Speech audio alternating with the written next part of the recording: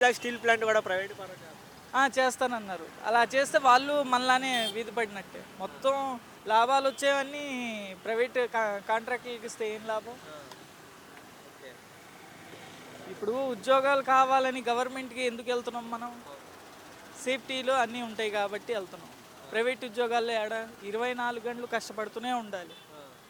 దాంట్లో అయితే రూల్ ప్రకారంగా 8 గంటలు లేదా 12 గంటలు చేసుకొని టైం టు టైం వెళ్తారు. దీంట్లో అయితే అలా. ఓకే. అన్న చూస్తున్నారు అన్న ఇప్పుడు ఉన్నటువంటి ఆర్టీసీ బస్ స్టాండ్ కూడా లూలు మాల్‌కి ప్రైవేట్ పరం చేస్తానంటున్నారు. అది ఏమో నాకు తెలిసి చెయ్యరు అనుకుంటున్నాను. క్యాబినెట్‌లో కూడా ఆమోదం.